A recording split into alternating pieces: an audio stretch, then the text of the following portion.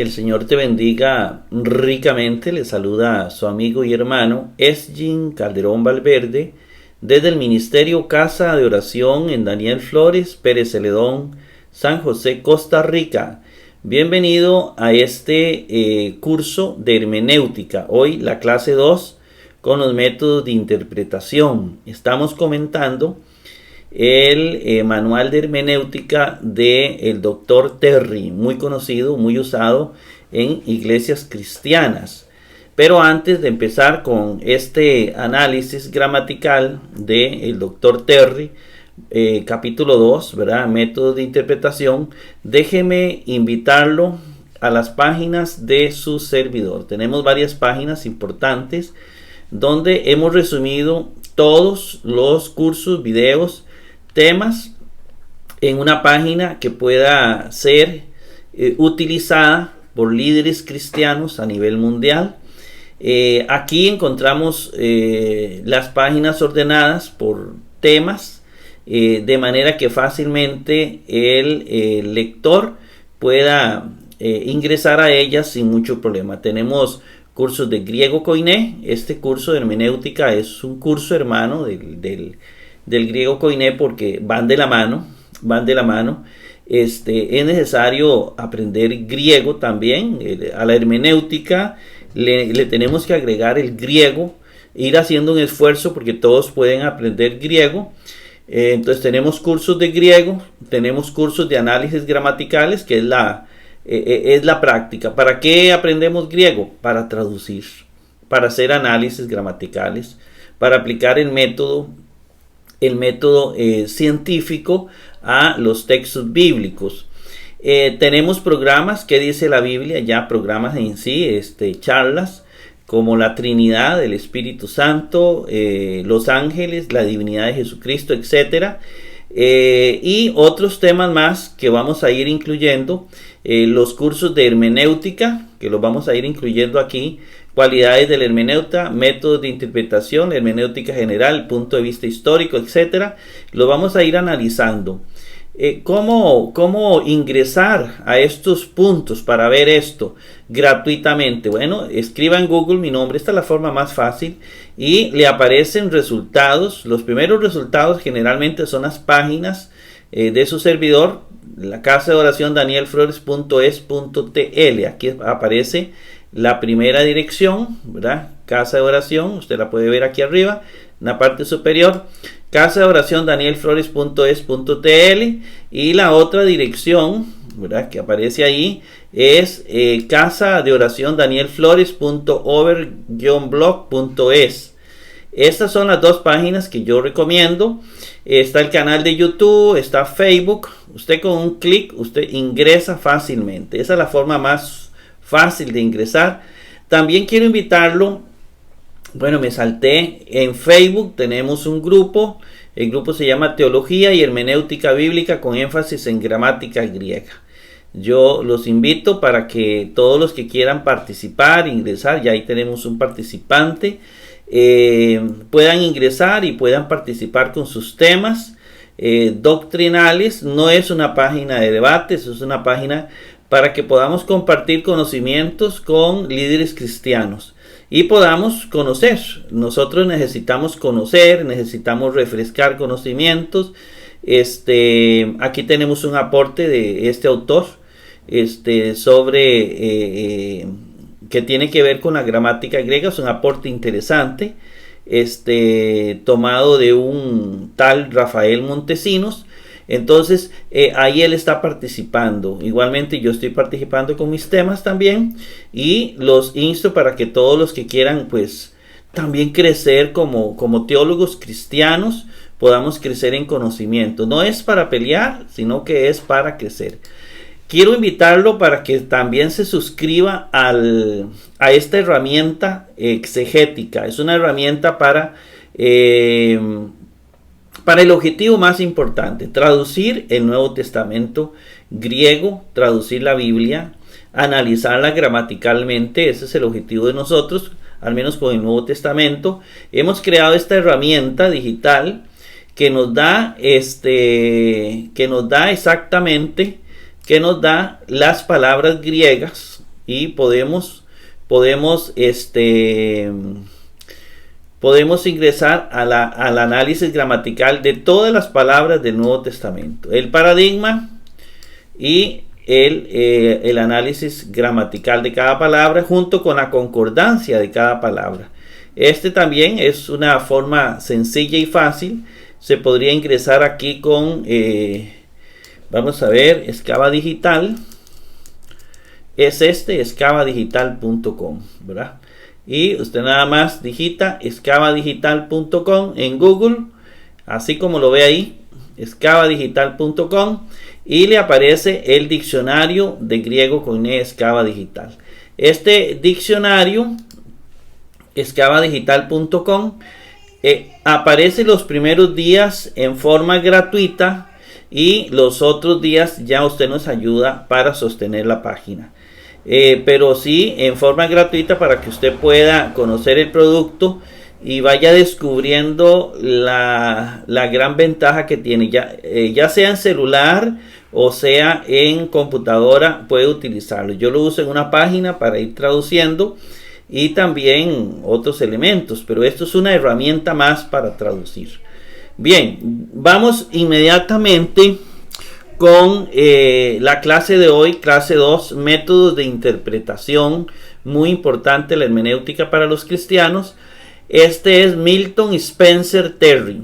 Milton Spencer Terry, que nos heredó este importante libro, que creo que es uno de los iniciadores de esta cantidad de libros que tenemos actualmente sobre métodos de interpretación, sobre hermenéutica. Entonces tiene esa gran fortaleza de que ha sido utilizado en muchas universidades cristianas. Él nace en 1840 y muere en 1914, ¿verdad? Nos hereda este libro, como lo hemos mencionado en otros. El libro consta de estos capítulos: cualidades del intérprete, ya lo dimos. Estamos en métodos de interpretación, que es este capítulo 2. Antes de entrar en el otro programa, en la hermenéutica en general. Entonces vamos en orden. Estos son los temas, ya los vimos en un programa anterior. Usted puede detener el video y verlos despacito. Cada uno son los temas que vamos a ir analizando, si Dios lo permite. Entramos en el capítulo métodos de interpretación de Milton Terry, el Dr. Terry, y vamos a ir leyendo lo que él nos aporta y también, ¿por qué no? Vamos a comentar. Dije, los comentarios son míos, pero la materia en sí es de él. No he alterado la información, sino que el comentario lo haré oralmente. Dice Stuart afirma, desde el primer instante en que un humano se dirigió a otro mediante el uso del lenguaje hasta la hora actual, las leyes esenciales de la interpretación fueron y han continuado siendo un asunto práctico. Muy sencillo, ¿verdad? La interpretar, ha sido primero un asunto práctico, porque cuando alguien te habla, usted tiene que tratar de ver qué quiere decirte. Y esto es muy profundo, ¿verdad? Porque no solo va con que yo escucho, yo lo escuché. No, muchas veces ahí vienen una cantidad de elementos. Por ejemplo, no todos entendemos lo mismo. Y yo como educador soy testigo de eso. Un maestro puede estar enseñando y usted como estudiante puede estar interpretando lo mío de una manera diferente al otro. Entonces ahí tenemos un problema bastante serio. Por eso a mí me gusta lo escrito más que lo oral, porque lo escrito ahí está. Y entonces es que yo entendí, bueno, tú entendiste, ¿verdad? Entonces, pero la interpretación ha sido un asunto práctico. Cuando el ser humano se ha comunicado, hay uno que tiene que estar interpretando cuando el otro habla. Interpretar no solo traducir, no, es interpretar al que habla. La persona a quien se hablaba siempre ha sido un intérprete, eso lo sabemos, y sigue siendo un intérprete. Cuando yo te estoy hablando, usted me está interpretando lo que yo trato de decirte. en cada caso en que ha oído y entendido lo que se decía. Por consiguiente, toda la raza humana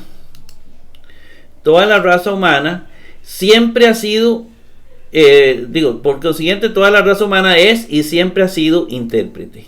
Siempre ha sido intérprete.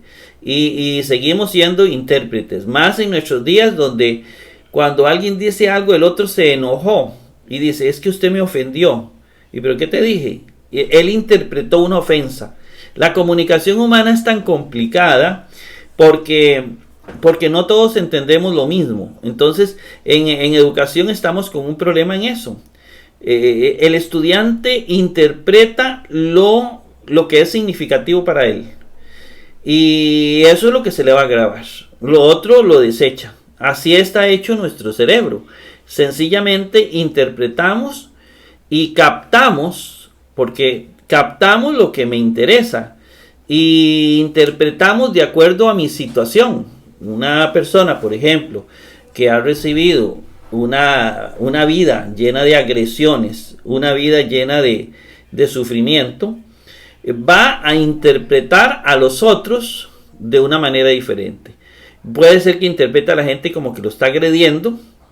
Si él ha sido muy agredido, va a creer que todo el mundo lo quiere agredir.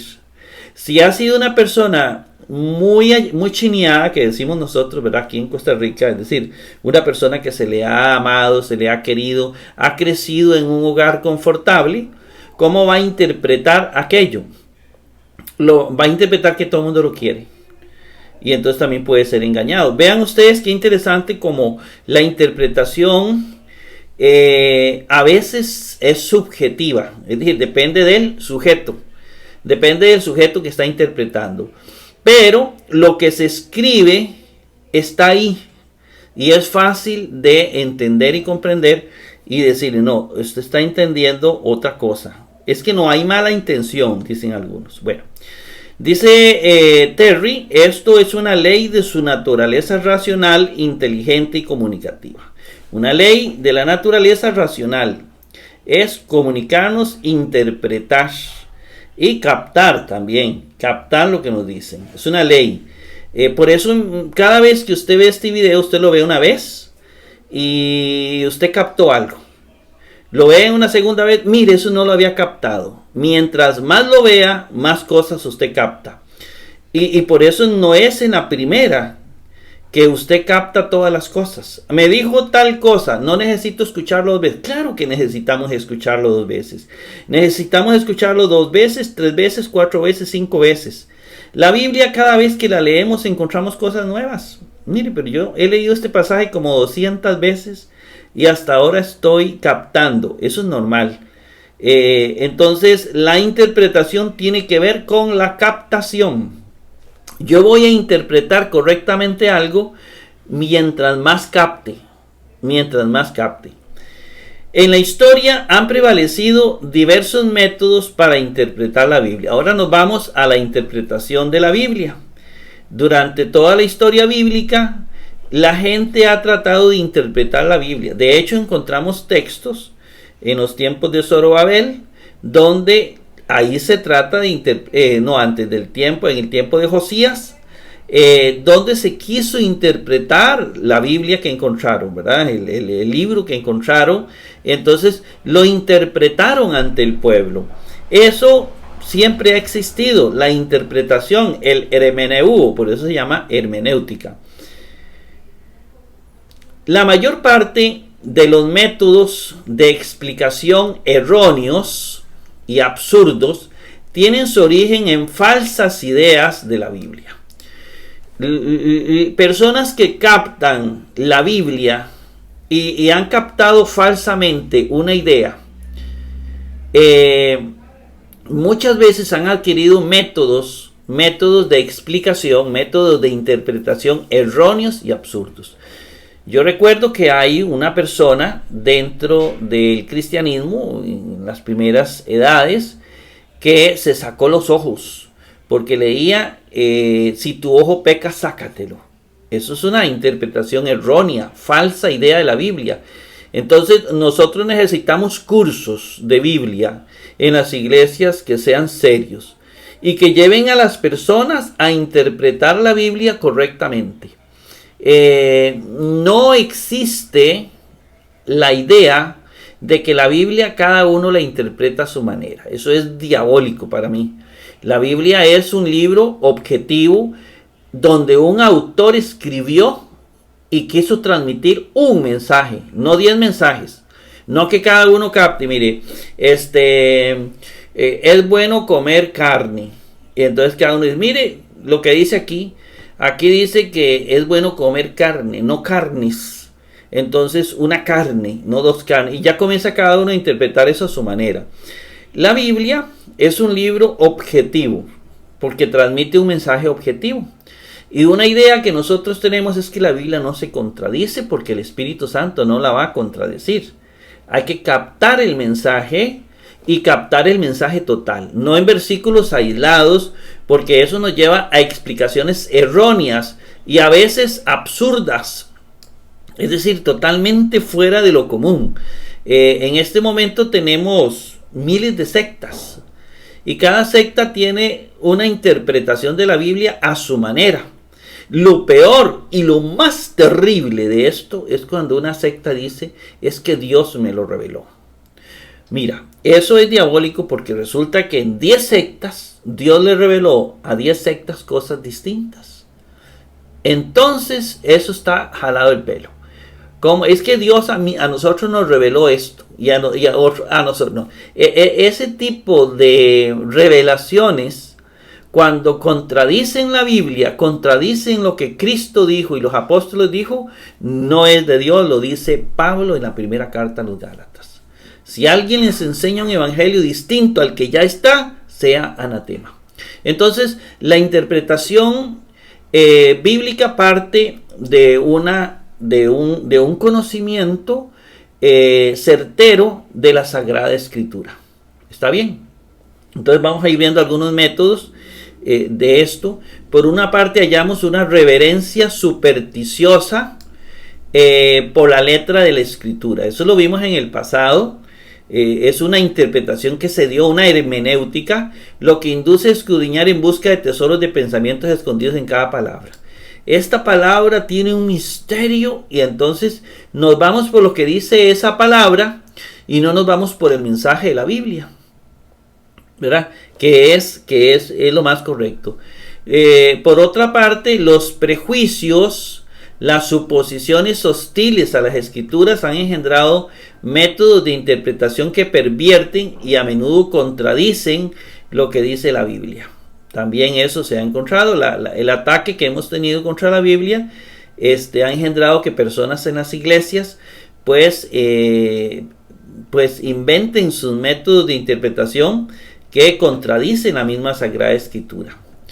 Las antiguas exposiciones judaicas del Antiguo Testamento exhiben numerosos métodos absurdos de interpretación. Veamos algunos de estos métodos. Por ejemplo, las letras de una palabra eran reducidas a su valor numérico.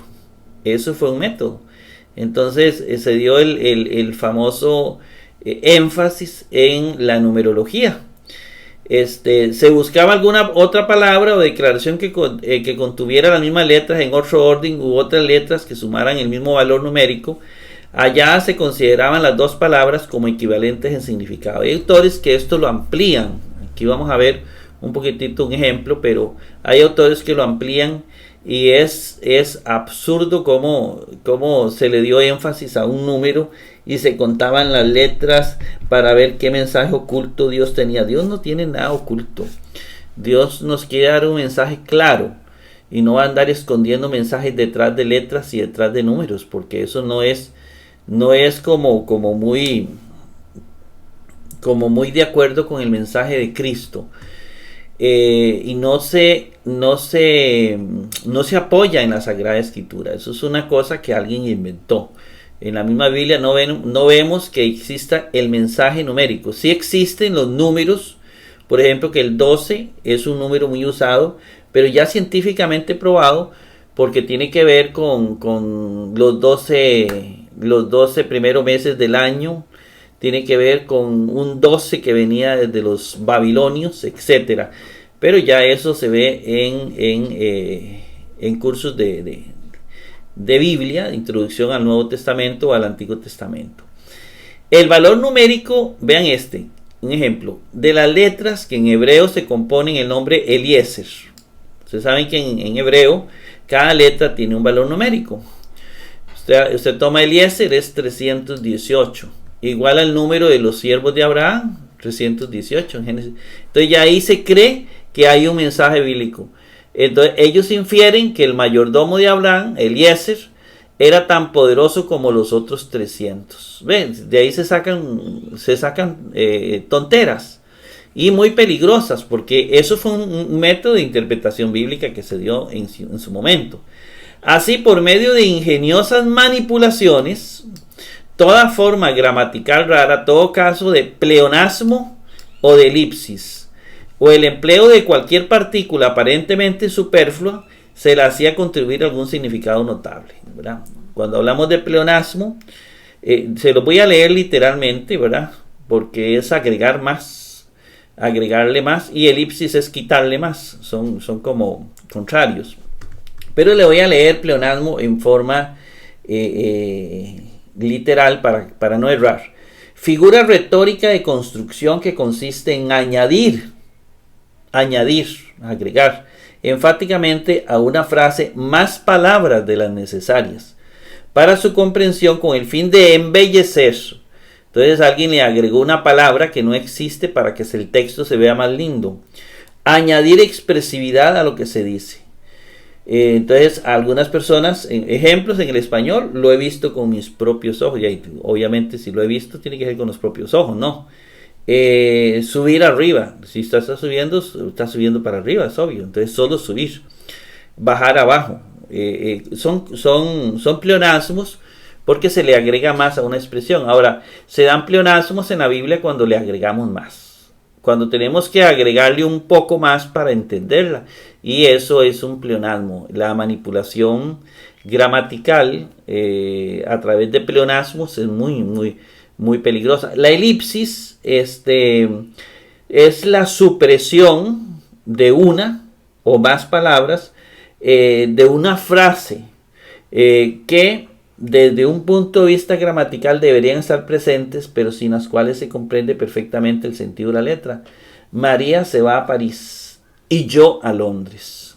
Es decir, estoy omitiendo y yo me voy a Londres. El griego utiliza mucho la elipsis, donde omite un sustantivo porque lo considera innecesario. Entonces, la elipsis se da mucho en el Nuevo Testamento. El pleonasmo también se da en el Nuevo Testamento, ¿verdad? Pero no es este el caso. El caso es el peligro de los pleonasmos o las elipsis en la interpretación. Es fácil ver qué métodos tan caprichosos necesariamente tenían que envolver la exposición de las escrituras en la mayor confusión, ¿verdad? Métodos caprichosos que más bien nos llevan a confusión. Sin embargo, los eruditos rabinos, ¿verdad?, los maestros judíos, que tales métodos empleaban, buscaban por estos medios demostrar las múltiples excelencias y sabiduría de sus libros sagrados. Ellos tenían una buena intención, ¿verdad?, pero usaban un método pésimo. Así que el estudio de las antiguas exégesis judías es de muy poco valor para dar con el verdadero significado de las escrituras. Como ellos interpretaban, y hay muchos autores, ¿verdad?, en aquellos tiempos, en los primeros tiempos en que surge la literatura bíblica para poderla interpretar, más bien nos deja un sinsabor, no nos ayudan mucho, pero sí por lo menos para entender que hubieron interpretaciones bien jaladas del pelo. Los métodos de procedimiento son fantásticos y arbitrarios, alientan el hábito pernicioso de escudriñar los oráculos de Dios con objetos que solo tienen en vista satisfacer curiosidades insanas. Es decir, más bien no tienen la más mínima relación con el objetivo propio de la Sagrada Escritura, lo que nos quiere transmitir, sino satisfacer curiosidades humanas que no tienen nada que ver con la Sagrada Escritura, con el mensaje que nos quiere transmitir. Pero para ilustrar antiguas opiniones judías, especialmente para la elucidación de ciertas doctrinas y costumbres, y a veces para la crítica del texto hebreo, los comentarios de los rabinos pueden ser de mucha utilidad. Es decir, de por sí a todo se le saca provecho. El método alegórico, y ponga atención porque en la Biblia encontramos muchas veces que se dice y la alegoría de tal cosa. Bueno, el método alegórico de interpretación obtuvo preeminencia desde temprano entre los judíos de Alejandría. Vemos muchos libros con este método alegórico. Ya le vamos a explicar aquí en el transcurso. Este método es muy peligroso porque cuando usted cuenta algo, cuando usted dice algo, generalmente todo el algo tiene un sentido en el método alegórico. Jesús narra una parábola. Si usted lo interpreta alegóricamente, usted puede llegar a conclusiones de las más absurdas que se puede imaginar. Y cuando Jesús daba una parábola, generalmente explicaba una característica, ¿verdad? Por ejemplo, Jesús dijo: el que no es como niño no entra al reino de Dios. ¿Y qué está enfatizando del niño? Entonces, si eso usted lo interpreta alegóricamente, usted dice: bueno, el niño es manipulador, entonces yo tengo que ser manipulador, porque el niño es manipulador, ¿no? Entonces decimos, bueno, lo bueno del niño, pero ¿qué es lo bueno y qué es lo malo? Eso es tan relativo, tan subjetivo, tan peligroso. Pero si vemos el contexto, Jesús nos estaba enseñando que hay que ser como niño para entrar al reino de Dios.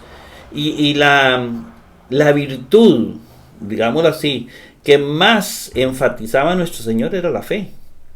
Sin fe es imposible agradar a Dios. Todo el Nuevo Testamento gira en torno a la fe, a la confianza. Y entonces lo que Jesús le está enseñando a la gente es la importancia de la fe. Hay que tener la fe que tiene un niño. El niño no duda, el niño cree. El niño es una especie, digámoslo así, como de tabula rasa, siguiendo a algunos filósofos que hablan de la tabula rasa, porque el niño no está contaminado por tanta razón, no es tan racional todavía. Entonces Jesús daba a entender la fe, pero no son todas las características de los niños. De hecho, hay partes en la Biblia donde se dice que dejemos de ser niños y seamos ya adultos. Ahí se está enfatizando en una característica del niño, ¿verdad? Más negativa. Entonces, la alegoría toma cualquier parábola bíblica y a todo le va a sacar un sentido. Todo tiene un sentido, hasta el número dentro de la parábola tiene un sentido. Eso es muy peligroso porque los ejemplos bíblicos, cuando Jesús dice que Lázaro murió y fue al cielo, está enfatizando en un elemento o tal vez dos elementos, pero no quiere decir que todo tiene un sentido perfecto de enseñanza. Las parábolas tienen una o dos. Jesús no fue alegórico, sino que Jesús estaba dando un mensaje utilizando un ejemplo de su entorno. Vamos a ver Generalmente se atribuye su origen a la mezcla de la filosofía griega con las concepciones bíblicas. Entonces, personas que sabían griego, filósofos, y que comienzan a interpretar la Biblia de manera alegórica. Muchas de las teofanías, las manifestaciones de Dios, de los antropomorfismos, es decir, darle forma humana a ángeles, a Dios, del Antiguo Testamento, repugnaban a las mentes filosóficas. De allí el esfuerzo por descubrir detrás de la forma exterior una sustancia interna de verdad. A menudo se trataron las narraciones bíblicas como los mitos griegos, ¿verdad? Así como se explicaban los mitos griegos, así comenzaron a explicarse las escenas bíblicas, explicándoles como una incorporación histórica, como una incorporación enigmática de las lecciones morales y religiosas. El representante más distinguido de la interpretación alegórica judía fue Filón de Alejandría. Ahora veamos un mal ejemplo de sus alegoraciones. Se hallan en las siguientes observaciones que él hizo de los ríos de Edén. Génesis 2, 10, 14. Vean lo que dice Filón. Con estas palabras, así lo dice él, Moisés se propone bosquejar las actitudes particulares. Es decir, Moisés va a hablar de actitudes personales o particulares. Ellos son 4 en número. Él dice que va a hablar de la prudencia, Moisés, la templanza, el valor y la justicia. Ahí Moisés no está hablando nada de eso, ni de prudencia, ni de templanza, ni de valor, ni de justicia. Pero él va a interpretar Génesis 2, 10, 14, los ríos, los 4 ríos, ¿verdad? Los 4 brazos. Y él ve ahí 4 virtudes, la prudencia, la templanza, el valor. Ahí no se ve nada de eso. Pero es la alegoría que él está haciendo. Ahora bien, el río mayor del cual fluyen los 4 ramales es la virtud, él dice. Es la virtud genérica, a la que ya hemos llamado bondad. Ahí está la bondad en el río grande. Y los 4 ramales es el mismo número de virtudes, ¿verdad? La virtud genérica, por consiguiente, deriva su principio del Edén, es decir, sale del paraíso, que es la sabiduría de Dios. De la sabiduría de Dios vienen todas las virtudes, la que se regocija y alegra y triunfa, deleitándose y honrándose en una sola cosa, su Padre Dios. Las 4 virtudes particulares son ramas de la virtud genérica, la cual como un río baña todas las buenas acciones de cada una con una abundante y corriente de beneficio. Entonces está utilizando los 4 ríos para darnos una lección alegórica. ¿Ve? A todo le da un simbolismo. Este simbolismo es peligroso porque no es cierto. Ahí no se está hablando ni de la prudencia, ni de la templanza, ni del valor, ni de la justicia. Eso lo sacó él subjetivamente. Alegorías análogas, parecidas a esas, abundan en los primitivos padres cristianos, en el cristianismo. Hay que leer a Clemente de Alejandría comentando sobre la prohibición mosaica de comer cerdo, el halcón, el águila y el cuervo. Y él hace la siguiente observación. Oiga, el cerdo, dice, es el emblema de la codicia voluptuosa y sucia de alimento. El águila indica latrocinio, el halcón injusticia y el cuervo voracidad. Para él el cerdo es codicia voluptuosa y sucia. El águila es latrocinio. El halcón es injusticia y el cuerpo voracidad. Acerca de Éxodo 15:1, Yahvé se ha magnificado echando en la mar al caballo del jinete. Clemente dice: al efecto brutal y con muchos miembros, la codicia con el jinete montado que da riendas a los placeres, lo lanza al mar arrojándolos a los desórdenes del mundo.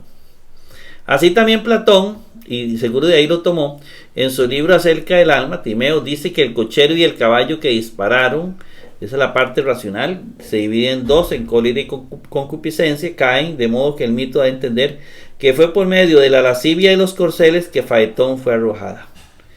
Entonces, es mucha influencia griega. El método alegórico de interpretación se basa en una profunda reverencia por las escrituras y un deseo de exhibir sus múltiples profundidades de sabiduría. Es decir, hay que sacar esa sabiduría que está escondida ahí. Pero se notará inmediatamente que su costumbre es desatender el significado común de las palabras y dar alas a toda clase de ideas fantásticas. Se abandona el significado real de lo que dice el texto. Ahí no hay exégesis de nada. Y se comienza a inventar cosas. No extrae el lenguaje legítimo del autor, lo que él nos quiso decir. Más bien introduce en él todo lo que el capricho fantasía del intérprete se le ocurre. No hay, nosotros llamamos a esto, no hay una exégesis, sino hay una eisegesis. La exégesis es extraer, ¿verdad? Y la eisegesis es mete todo lo que el capricho fantasía del intérprete se le ocurre. Como sistema se coloca fuera de todos los principios y leyes bien definidos. En bastante estrecha alianza con la interpretación alegórica hallamos la interpretación mística, ¿verdad? Vamos a ver a la mística, según la cual deben buscarse múltiples profundidades y matices de significados en cada palabra de la Biblia, encontrar cualquier cantidad de significados. Los intérpretes alegóricos muy naturalmente caen en muchas cosas que deben clasificarse con las teorías místicas. Clemente de Alejandría sostenía que las leyes de Moisés contienen un cuádruple significado.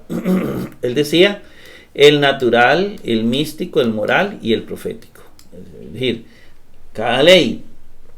Orígenes sostenía que como la naturaleza humana consiste en cuerpo, alma y espíritu, así también las escrituras tienen un correspondiente triple sentido: el corporal, el psíquico y el espíritu, ¿verdad? El corporal, que es lo literal, lo psíquico, que es la parte moral, y el espíritu, al que más tarde distingue como alegórico, tropológico y anagógico. El alegórico literal es el alegórico. Cuando habla de psíquico o moral, habla de tropológico, y cuando habla del espíritu, el anagógico. Más tarde le va a llamar así. Entonces, alegórico, tropológico y anagógico. En la primera parte del siglo IX, el erudito Rabanus Maurus recomendaba 4 métodos de exposición. Él nos habló del método histórico, el método alegórico, el anagógico y el tropológico, tomando algunos de Clemente, ¿verdad? Dice él, por medio de estos métodos, ¿verdad?, la madre sabiduría alimenta a los hijos de su adopción. A los jóvenes y los de tierna edad concede bebida en la leche de la historia. A los que se han aprovechado de la fe, alimento en el pan de la alegoría. A los buenos, a los que luchan esforzándose en buenas obras, les da una porción que satisface en el rico nutrimento de la tropología. En aquellos, en fin, que se han elevado sobre el nivel común de la humanidad por medio de un menosprecio de las cosas terrenas y han avanzado a lo más elevado por medio de deseos celestiales, les da la sobria embriaguez de la contemplación teórica en el vino de la anagogía. Y entonces viene la historia. La historia narra ejemplos de hombres perfectos y excita al lector a imitar la santidad de esos hombres perfectos. La alegoría lo excita a conocer la verdad en la revelación de la fe. La tropología lo alienta al amor, a la virtud por el mejoramiento moral. La anagogía promueve los deseos de felicidad eterna y por la revelación de gozos eternos. Puesto que parece que mediante estos 4 modos de entendimiento las escrituras descubren todas las cosas secretas que hay en ellas, debiéramos considerar cuándo deben ser entendidas según uno de esos modos, según los 4 juntos. Así se interpretaba la Biblia, qué curioso, ¿no? Entre los intérpretes místicos se puede colocar también a Emanuel y este apellido que es bien complejo, Swedenborg, no sé cómo se pronuncia, de más o menos 1688-1772, quien sostenía, pongan atención, la existencia de un triple sentido de las escrituras, y él llamaba la ciencia de las correspondencias. Dice así como hay 3 cielos, bajo, medio y superior, así hay 3 sentidos en la palabra. Hay un sentido natural o literal, hay un sentido espiritual y dice que hay un sentido celestial. Así dice literalmente Emanuel. La palabra en su letra es como una alhajera donde vemos en orden piedras preciosas, perlas y diademas. Cuando un hombre aprecia la palabra santa y la lee para provecho de su vida, los pensamientos de su mente son comparativamente como quien tiene en sus manos semejante mueble y lo envía hacia el cielo, y en su ascensión se abre y las cosas preciosas que en él hay llegan a los ángeles, quienes se deleitan profundamente al verlas y examinarlas. Este deleite de los ángeles se comunica al hombre y forma consorcio y una comunicación de percepciones.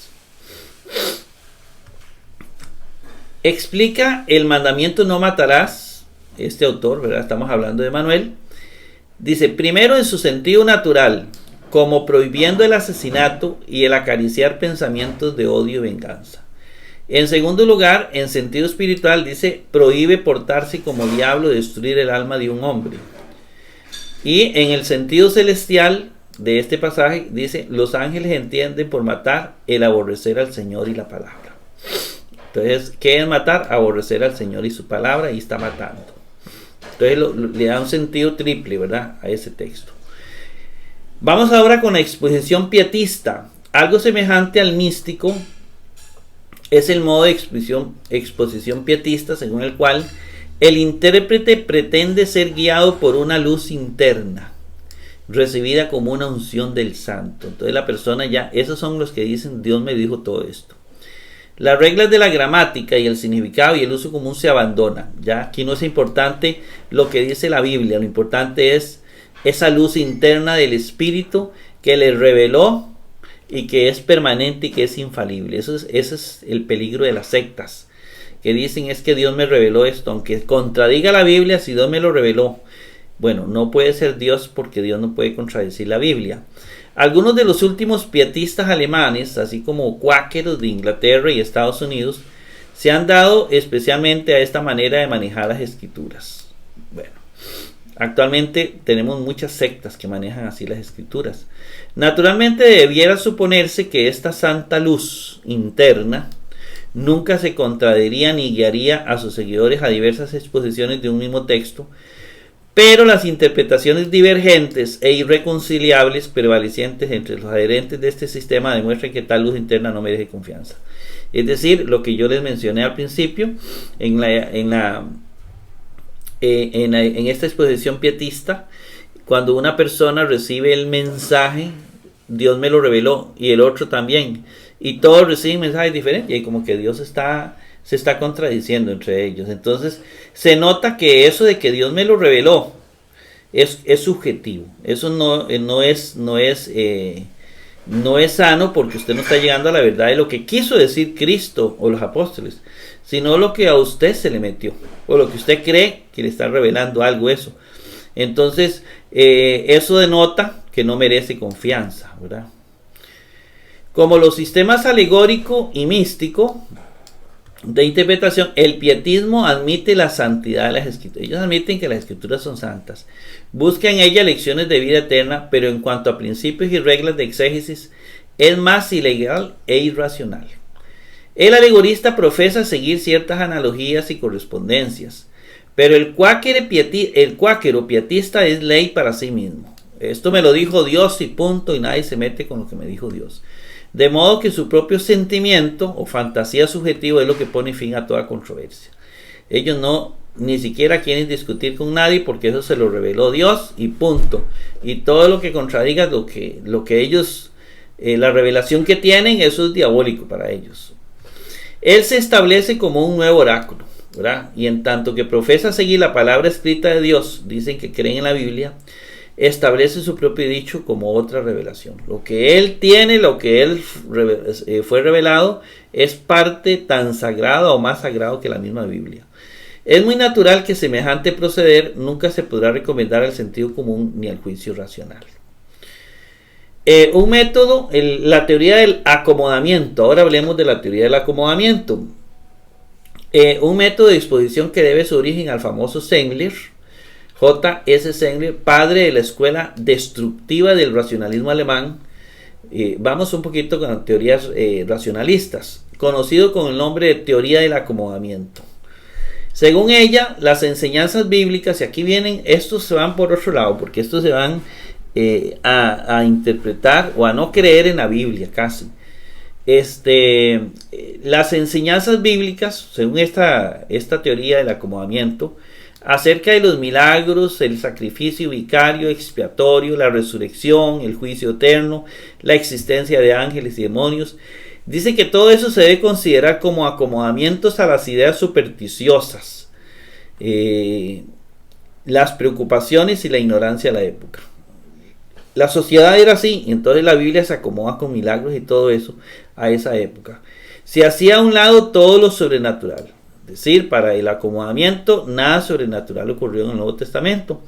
Zenger se obstinó con la idea de que debemos distinguir entre religión y teología, entre piedad personal y enseñanza pública de la iglesia. Una cosa es religión, el montón de inventos de milagros para él, y otra cosa es teología, que es la verdadera enseñanza, lo que supuestamente él enseñaba, pero ya esa teología es mala.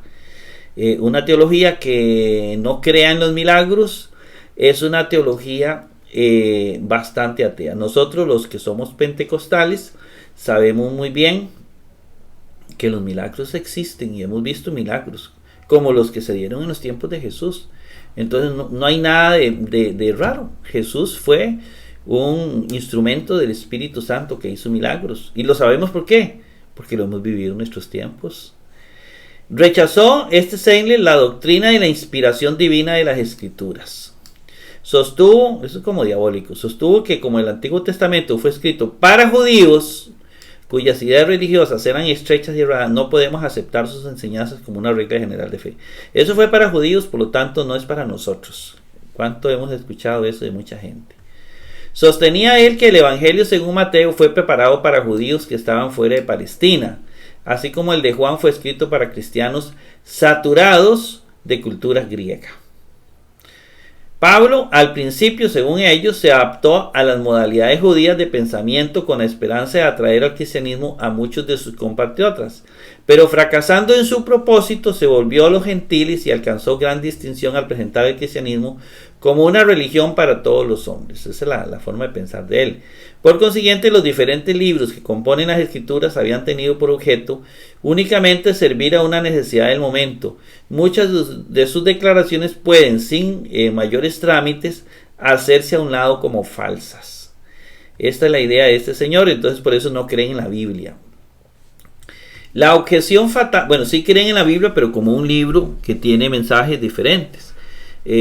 No para nuestros días, sino para antes. La objeción fatal para este método de interpretación es que impugnan la veracidad, la verdad y el honor de los escritores sagrados y aún del mismo Hijo de Dios. Ellos impugnan, se oponen a eso, pues los representa a todos en convivencias para disimular los errores y la ignorancia del pueblo, y para confirmarles a ellos y a todos los lectores de la Biblia en tales ignorancias error.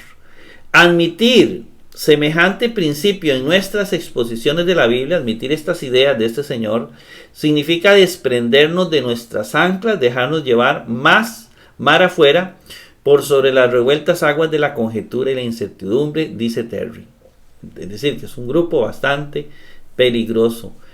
Vamos con otro método de interpretación. La interpretación moral es otro método racionalista.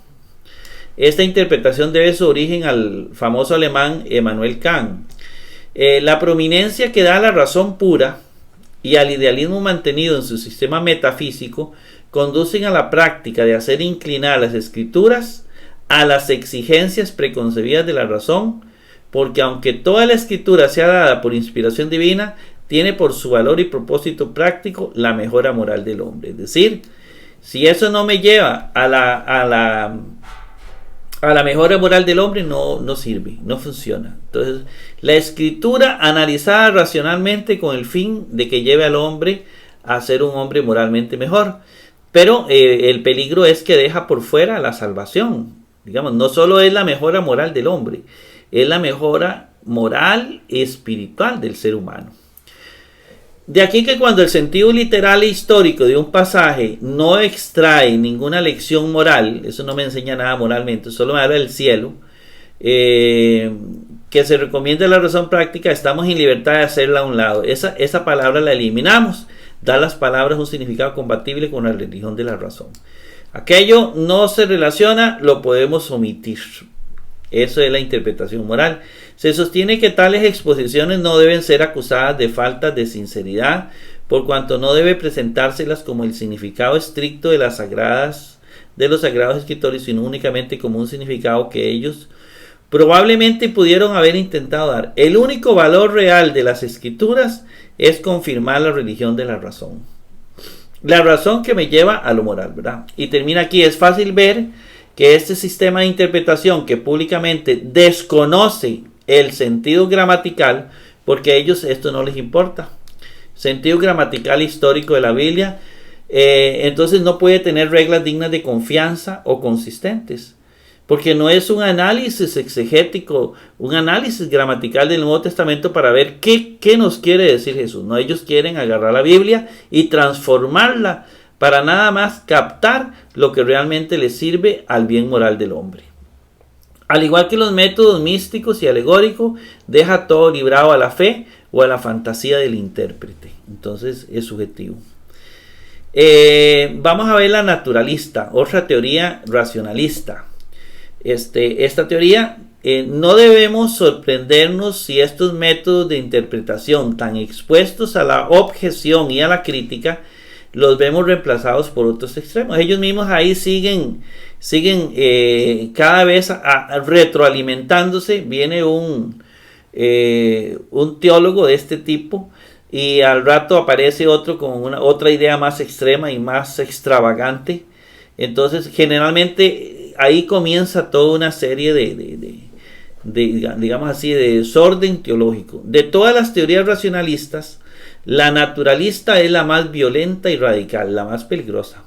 Una aplicación rígida de esta teoría la llamamos en el comentario de Paulus, ¿verdad? El Nuevo Testamento de Paulus, en el que sostiene, pongan atención, que el crítico bíblico debiera siempre hacer distinción entre lo que son hechos y lo que son meras opiniones. ¿Qué es un hecho y qué es una opinión? Los hechos es lo verdadero y las opiniones se eliminan. Acepta la verdad histórica de las narraciones de los evangelios, pero sostiene que la manera de explicarlas es un asunto de opinión. Entonces dice, eso está ahí, pero la forma en que la interpretan es una cuestión de opinión. Ahí hay un poco de subjetivismo, si no total. Rechaza toda agencia sobrenatural.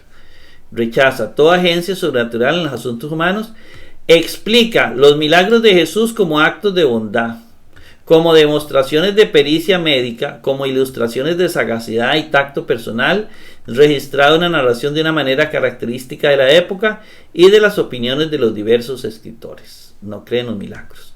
El caminar de Jesús sobre las aguas, oigan la tontería que dice, era simplemente una caminata por la playa. El bote estuvo todo el tiempo tan cerca de la orilla que cuando Pedro saltó al agua, Jesús pudo alcanzarle y salvarle desde la playa. Así como esto se le da interpretación a todos los fenómenos sobrenaturales en la Biblia. La excitación fue tan grande y tan profunda, la impresión sobre los discípulos, que les pareció que Jesús milagrosamente había caminado sobre las aguas e ido en su auxilio. El milagro aparente de alimentar a 5,000 personas con 5 panes se realizó por el ejemplo que Jesús ordenó a sus discípulos que dieran de distribuir a los que le rodeaban de las pocas provisiones que tenían. Este ejemplo fue pronto seguido por otros grupos y se halló que había comida más que suficiente para todos. Como aquel dio los 5 pescados, el pescado y los 5 panes, así se le dio y de pronto más gente tenía y comenzó a dar comida para todos y ahí se vio un milagro. Es decir, minimiza el milagro. Bueno, no cree en el milagro, anula el milagro. Lázaro dice, no murió realmente, sufrió un desmayo y se le creyó muerto. Jesús sospechó estas cosas y llegando a la tumba en el momento oportuno, halló confirmada su suposición y su sabiduría y poder en este caso hicieron una impresión profunda y duradera. Se vio inmediatamente que este estilo de exposición anulaba las leyes racionales del lenguaje humano. Obvio, al mismo tiempo que minaba la credibilidad de toda la historia. Por otra parte, exponía los libros sagrados a toda clase de sátiras, solo por muy corto tiempo despertó algún interés. Sin embargo, hay gente que cree así, ¿verdad? Que no acepta los milagros. Veamos los métodos. El método racionalista mítico es otro método. El método naturalista de interpretación fue seguido por el método mítico, el otro método. Es otro método racionalista. Su más distinguido representante fue David Federico Strauss, cuya vida de Jesús, el libro que hizo, creó profunda sensación en el mundo cristiano. La teoría mítica, tal como Strauss la desarrolló y la aplicó rígidamente, era una aplicación lógica y consistente que se hacía a la exposición bíblica de la doctrina de Hegel. es una doctrina panteísta, de que la idea de Dios y del absoluto no brota milagrosamente ni se revela en el individuo, sino que se desarrolla en la conciencia de la humanidad. Según Strauss, la idea mesiánica se desarrolló gradualmente en las expectativas y anhelos de la nación judía. El pueblo judío tenía una gran expectativa por la venida del Mesías en los tiempos de Jesús. Eso era una euforia deseando la venida de un Mesías. Apareció Jesús, ¿verdad?, en ese momento histórico. Eso es lo que dicen ellos, ¿verdad? La teoría mítica. El Cristo había de surgir de la línea de David, nacer en Belén, ser un profeta igual a Moisés y hablar palabras de infalibilidad y sabiduría. Esto el pueblo lo tenía clarito. Su época había de estar llena de señales. Vamos a ver si me pasó. Su época tiene que estar señales y maravillas. La época del Mesías. Se abrirían los ojos de los ciegos, se destaparían los oídos de los sordos, las lenguas de los mudos cantarían, como dice el Antiguo Testamento. Entre estas esperanzas y expectativas aparece de pronto Jesús, un israelita de notable belleza, fuerza de carácter, quien por su excelencia y sabia conducta hizo una poderosa impresión sobre sus amigos allegados. Después de que muere Jesús, sus discípulos no solo se dieron a la convicción de que debió resucitar de entre ellos, dicen, seguramente resucitó porque así tiene que ser el Mesías. Ellos no fueron testigos, según ellos. Empezaron a asociarse con todos sus ideales mesiánicos. El argumento de ellos era: tales y tales cosas deben haber pertenecido a Cristo, Jesús era el Cristo, por consiguiente tales y tales cosas le acontecieron. Dice que la visita de los magos orientales fue sugerida por la profecía de Balaam acerca de la estrella de Jacob en Números 24:17. Es decir, explican toda la Biblia a su manera. La huida de la Santa Familia a Egipto, cuando sale José con María y Jesús para Egipto, dice que eso fue inventado e inspirado en la huida de Moisés a Madián, y que la masacre de los niños de Belén, de la orden de Faraón, en destruir a todos los varoncitos. De ahí se inspiró para ellos esa leyenda. La alimentación milagrosa de los 5,000 con unos cuantos panes, dice que fue un arreglo de la historia del maná tomado del Antiguo Testamento. Dice que la transfiguración en el monte se tomó de los relatos acerca de Moisés y de Elías en el monte de Dios. En fin, Cristo no instituyó la iglesia cristiana ni envió su evangelio a los pueblos, según lo relata el Nuevo Testamento. El Cristo de los evangelios fue la creación mítica de la iglesia primitiva. Cristo no fue como ahí dice, fue un invento. Unos adoradores entusiastas, dicen ellos, revistieron la memoria de aquel hombre, de Jesús, con todo lo que pudiera engrandecer su nombre y su carácter como el Mesías del mundo. Esa es la idea de ellos. Para el análisis crítico, debe determinar lo que es hecho y lo que es ficción, ¿verdad? A veces puede ser imposible trazar la línea divisoria. Ellos dicen que entre los rasgos mediante los cuales debemos distinguir el mito, Strauss da los siguientes ejemplos. Una narración no es histórica cuando sus declaraciones son irreconciliables con las leyes conocidas y universales que rigen el curso es decir, ya ahí eliminan todos los milagros. No es histórico si hay milagros. Cuando es inconsecuente consigo mismo con otros relatos de la misma cosa, cuando los actores conversan poéticamente o en discurso de elevado lenguaje, inadecuados a educación y posesión. Cuando la sustancia esencial, es decir, lo fundamental de un asunto que se da cuenta, es inconcebible en sí mismo o se halla en notable armonía con alguna idea mesiánica de los judíos. Todo lo que tiene que ver con ideas de mesianismo, eso no es histórico, fue montado para ellos. No es necesario que entremos en una exposición detallada de las falacias de esta teoría mítica, dice Terry. Basta observar sobre las 4 reglas enumeradas. La primera niega dogmáticamente la posibilidad del milagro. Es decir, la primera regla, no existe milagro. La segunda regla que nos dio Strauss supone que cuando 2 relatos difieren, ambos deben ser falsos. Cuando podría ser que ambos son verdaderos y que lo que falla es la hermenéutica, la interpretación. La Biblia no se contradice.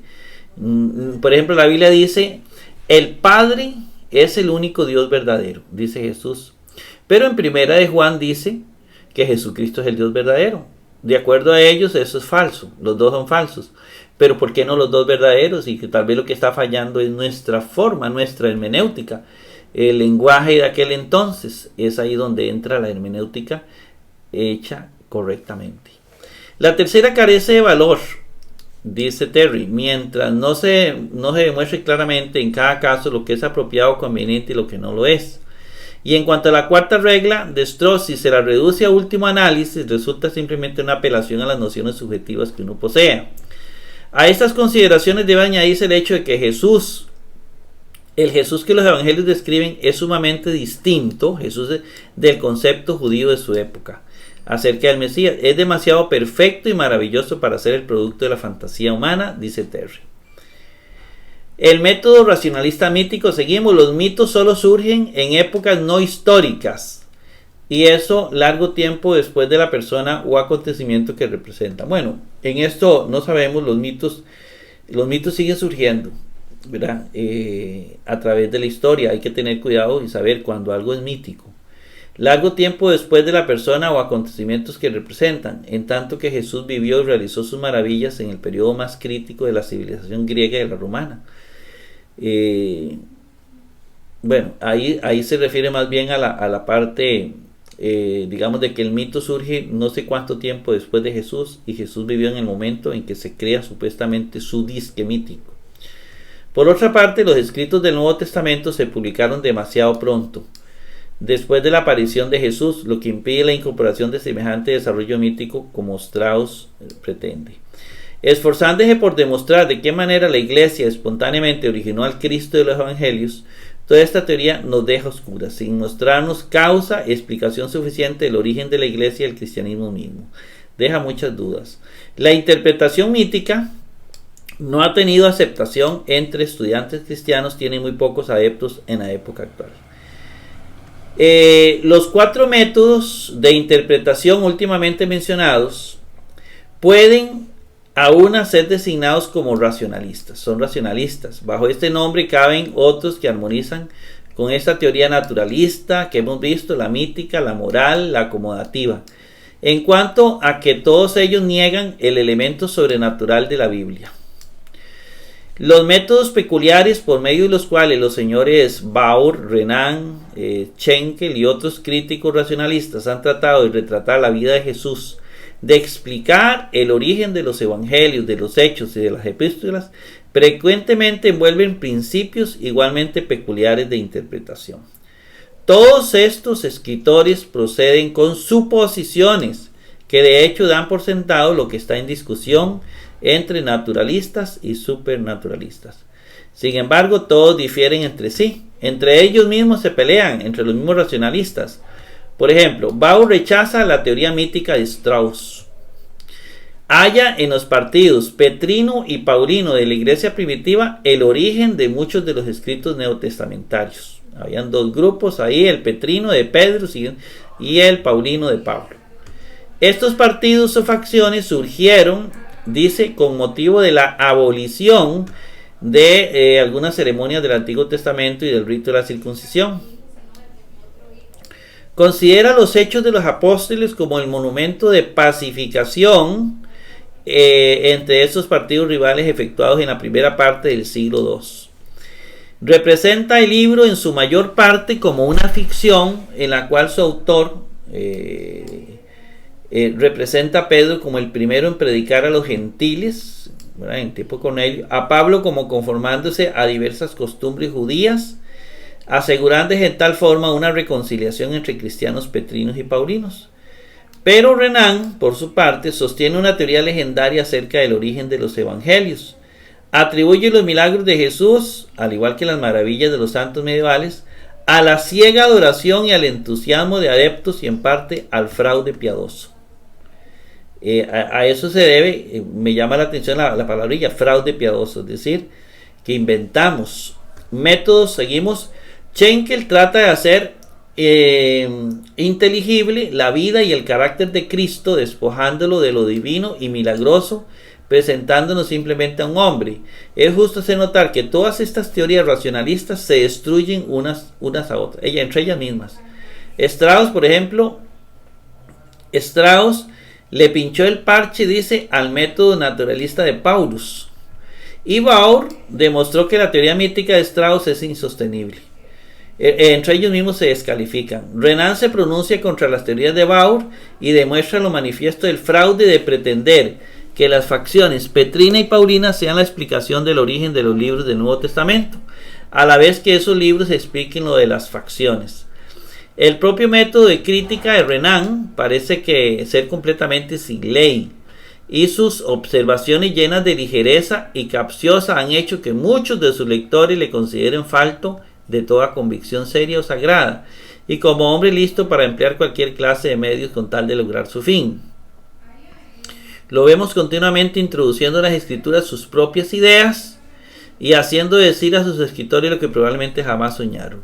Vea cómo este montón de racionalistas se descalifican entre ellos mismos. Por ejemplo, supone que el hombre rico fue al lugar de sufrimiento porque era rico, que Lázaro fue glorificado por su extrema pobreza. Muchas de sus interpretaciones se basan en suposiciones más insostenibles y son indignas de tomarlas en serio para refutarlas. El resultado lógico está mucho más allá de su exégesis en las cuestiones fundamentales de un Dios personal, de una providencia predominante. El desarrollo de la filosofía especulativa por medio de Kant, Jacobi, Herbart, Fichte, Schelling, Hegel ha ejercido un influjo profundo sobre las mentes críticas de Alemania. El pensamiento filosófico de estas personas ha afectado la sociedad entera. Digamos, la filosofía llega de alguna manera a dominar un pueblo y todos llegamos a pensar como ellos. En el caso, yo siento que no solo Alemania, sino mucha parte de Europa, hay una gran influencia de Hegel, de Schelling, de Fichte, de Herbart, de Kant. Es decir, es un influjo profundo sobre las mentes críticas de Alemania. Afectó el estilo y los métodos exegéticos. Llega a afectar la misma teología cristiana de muchos de los grandes estudiantes bíblicos del siglo XIX. Esta filosofía ha tendido a ser intensamente subjetiva la mente alemana y ha impulsado a muchos teólogos a mirar tanto la historia como las doctrinas en relación a algunas teorías preconcebidas, más que sus aspectos prácticos sobre la vida humana. Así vemos que los métodos críticos, pongan atención, de Reuss, Koenen, Wellhausen, en su tratamiento de la literatura cristiana o judía, parecen basados no tanto en un examen ingenuo de la Biblia, sino en sus filosofías, adquiridas de estos tipos.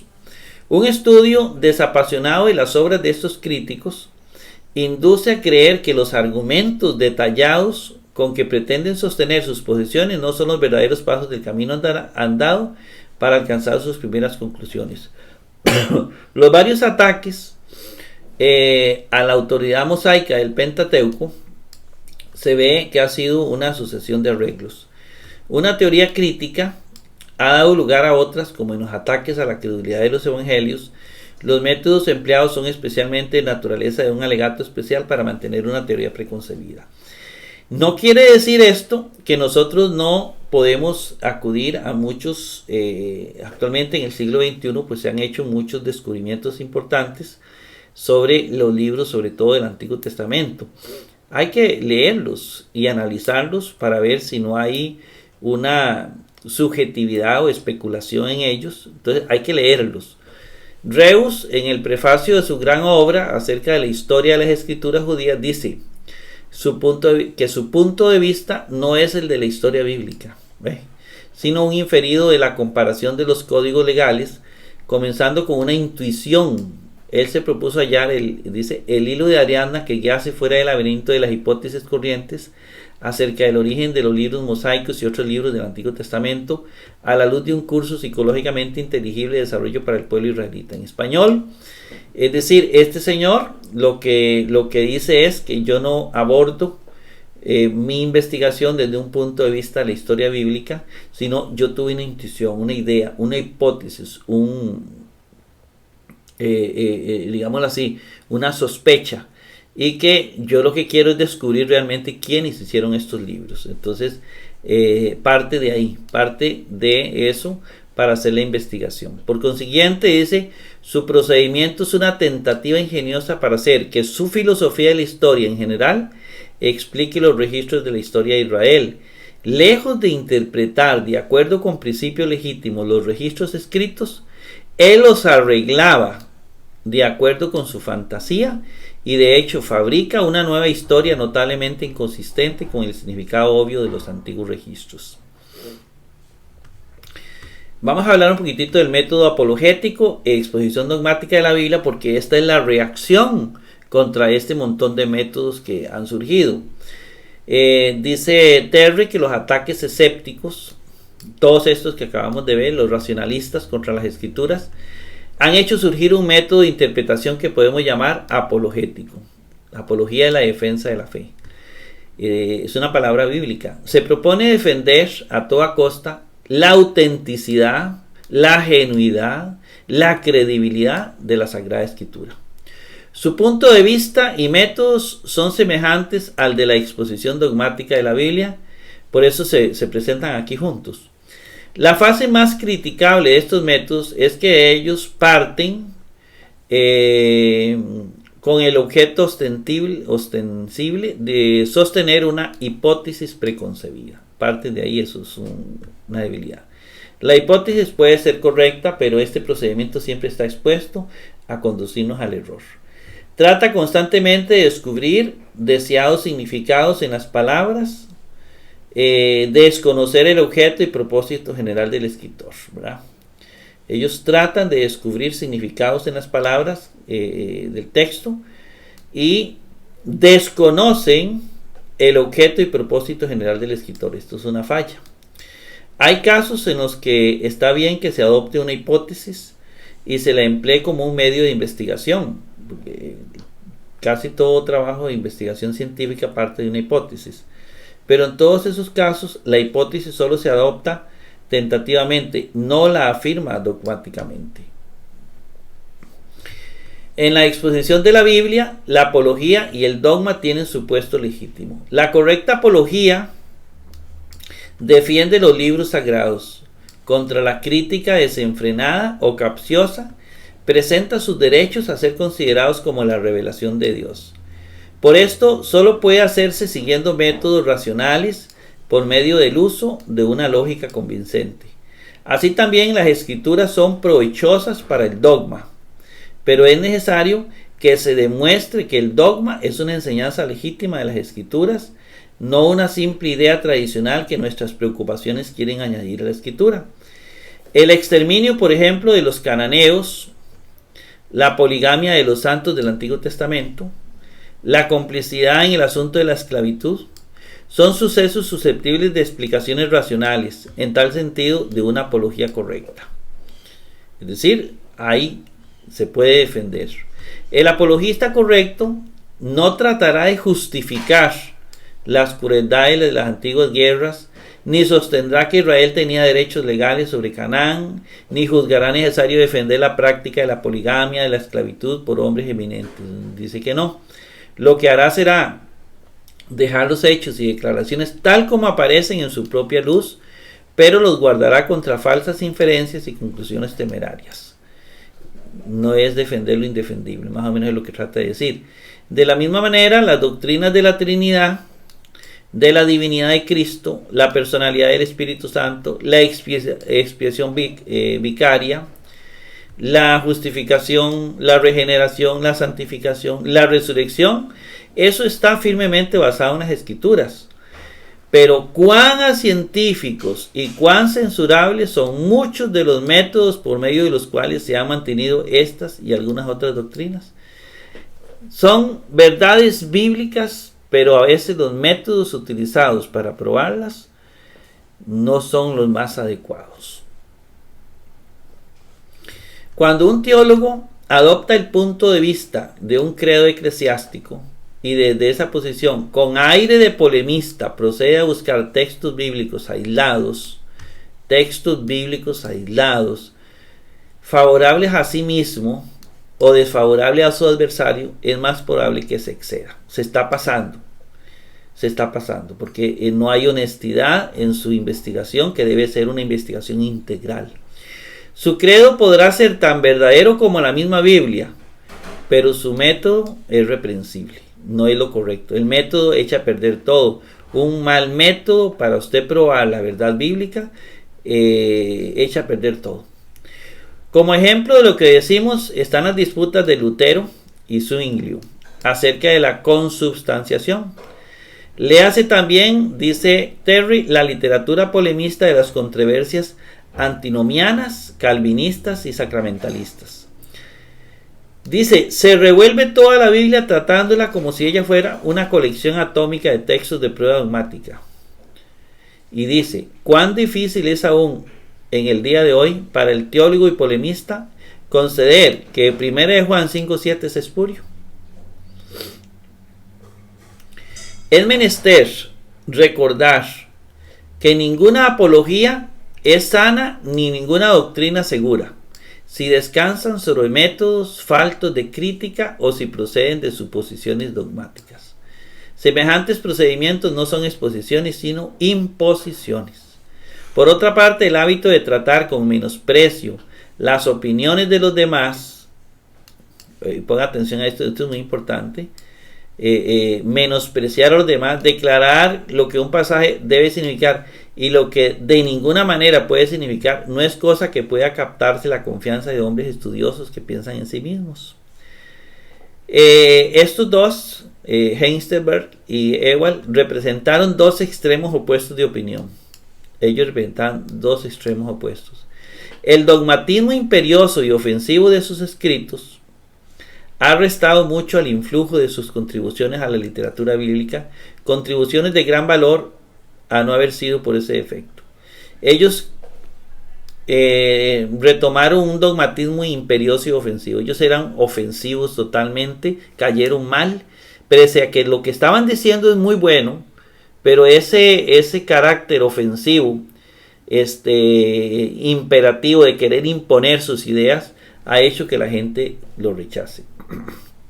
Bueno, vamos a ir terminando con el método histórico gramático, que es el que sugieren ellos. Distinguiéndose de todos los métodos de interpretación mencionados, podemos referirnos al histórico gramático como el método que más se recomienda al criterio y a la conciencia de los estudiantes cristianos. Su principio fundamental consiste en, conseguir de las escrituras el significado preciso que los escritores quisieron dar. Ese es nuestro objetivo. Ver qué fue lo que realmente quiso decir el autor con el texto bíblico. Ese método aplica a los libros sagrados los mismos principios, óigame bien, el mismo proceso gramatical, el mismo proceso de sentido común y de razón que aplicamos a otros libros. Así como analizamos otros libros históricos, así se analiza con esos métodos la Sagrada Escritura. El exegeta histórico gramático, dotado de convenientes cualidades intelectuales, educacionales y morales.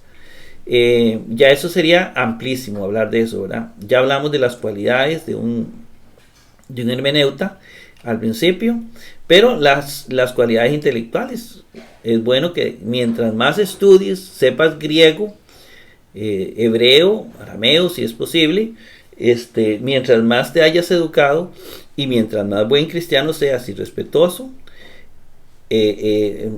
vas a tener más fruto.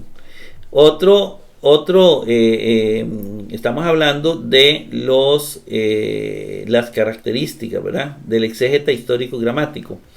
Aceptará las demandas de la Biblia sin prejuicios, es decir, lo que dice la Biblia lo dice, o prevenciones, sin ambición alguna de demostrarlas como verdaderas o falsas.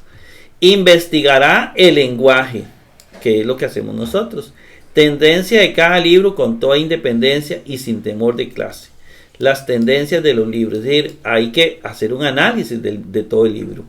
Se posicionará el idioma del escritor, el dialecto especial que hablaba, así como del estilo, la manera peculiar de expresión. Todo eso hay que estudiarlo a la hora de hacer un análisis histórico-gramático. Averiguará las circunstancias en que se escribió, las maneras y costumbres de su época, el motivo o objeto que tuvo en vista al escribir.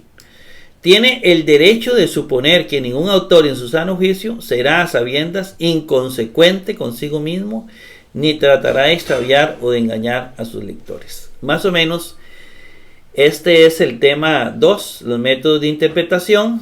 Espero que haya sido de bendición para su vida y nos vemos en el tercer capítulo. Que el Señor me lo bendiga ricamente.